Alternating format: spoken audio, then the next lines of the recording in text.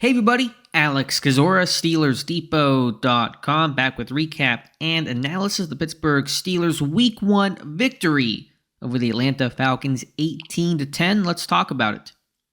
Before we start, if you guys could like this video, subscribe to the channel, and check out the site SteelersDepot.com. Would really appreciate that. Ton of post-game coverage, analysis, film room on the way for you guys. So Pittsburgh 2024 Steelers, a lot like the 2023 Steelers in a couple different ways. Run the ball, don't turn the ball over, don't put up a lot of points, passing game not super exciting, play fantastic defense, let special teams win, and just close out the game at the very end. That is how Pittsburgh won last year and most recent years, and that's how they beat Atlanta on Sunday. But a win is a win. You take that when you face a tough, I think, talented Atlanta team at their place, week 1. A lot of unknowns about who they are, their personality. New coaching staff didn't play guys in the preseason, so just get the victory. That's really all that matters here. The quarterback situation being in flux for the Steelers as well.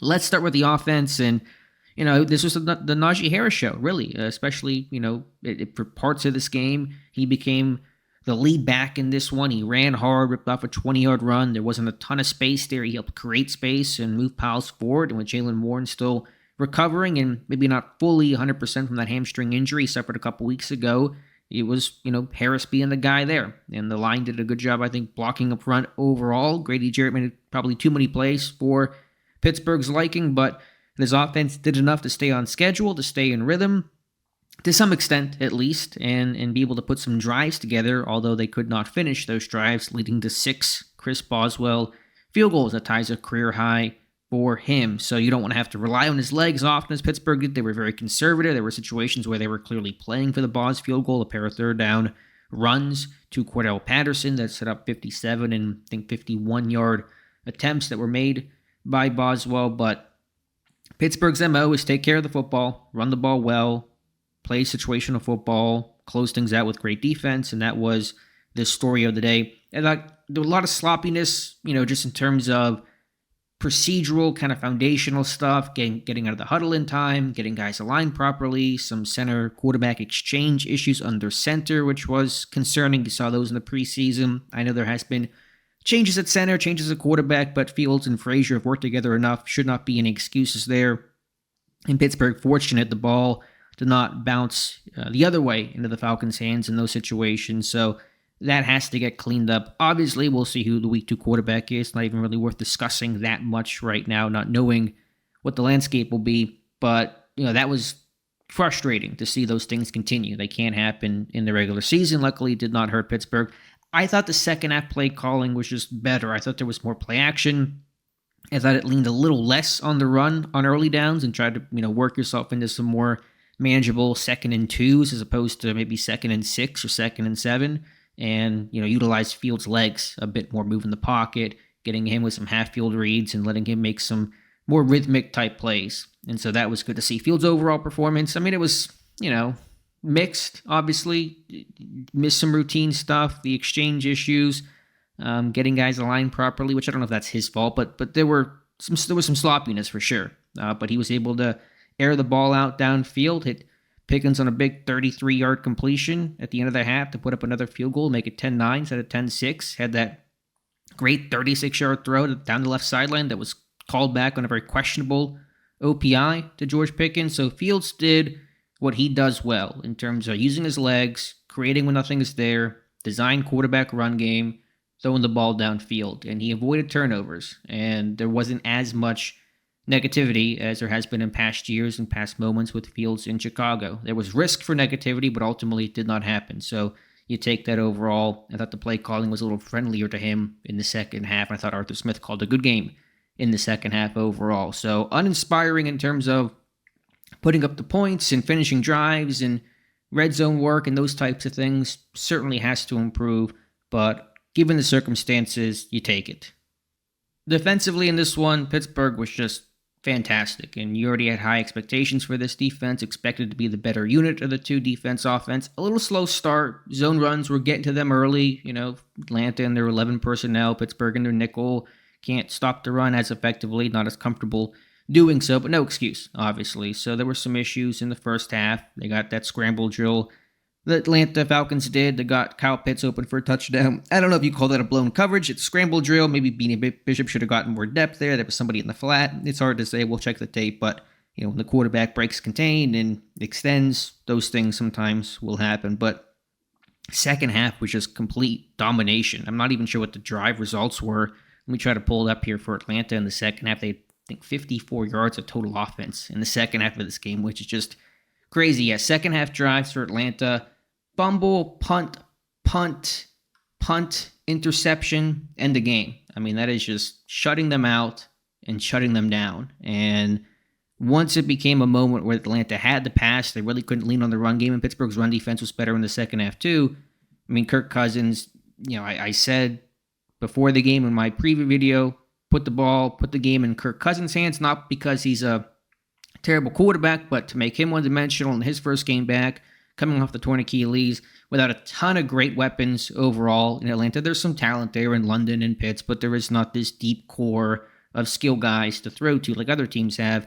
Pittsburgh is going to win that with the pass rush they have. And TJ Watt, fantastic, and the box score does not tell the whole story because of the negated strip sack bumbles that he had in this one. I mean, he should have had 3-4 sacks in this game. Some questionable calls. You live with it. They got the win. All's well that ends well, I suppose. But him, Hayward had a good game, run defense, getting some pressure.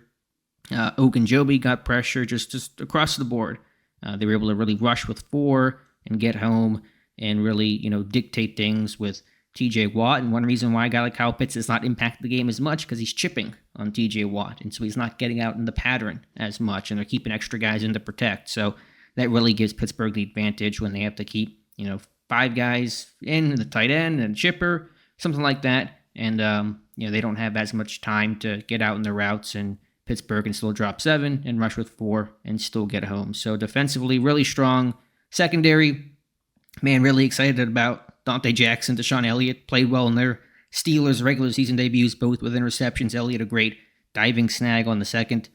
Falcons possession of the game. Jackson off that pressure that was, I think, Ogunjobi and Highsmith and Watt getting home.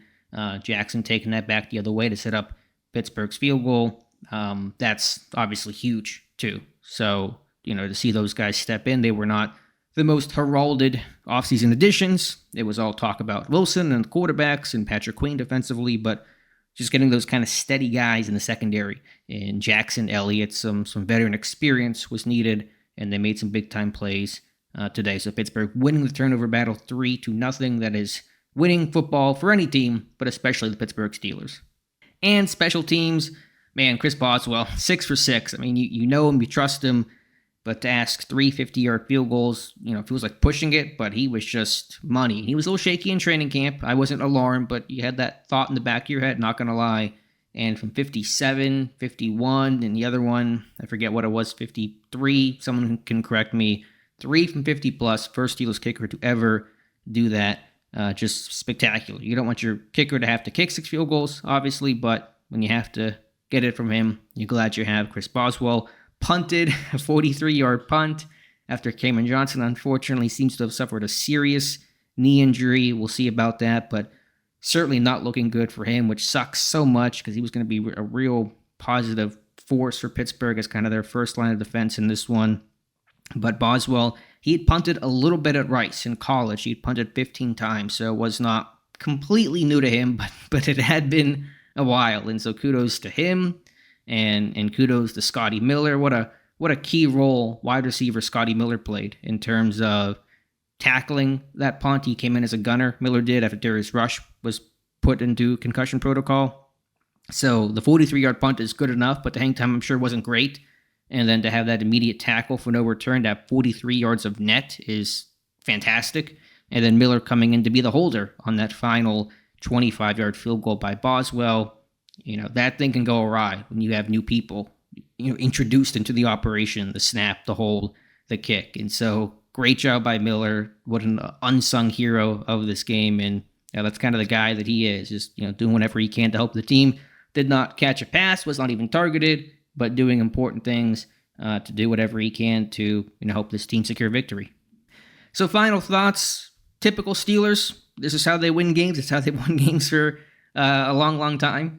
Since kind of the late Ben era and certainly post Ben, but it's enough to win, and it's tough on the road NFC team, and I'll take it. I mean, I'm just really encouraged by this defense, and I think this offense can certainly, it's capable of producing more. I think they can still get to that point, and we'll see who the quarterback is and take all those things later in the week. But as a win is a win, and that's fantastic, and we'll celebrate that and review the tape and go from there.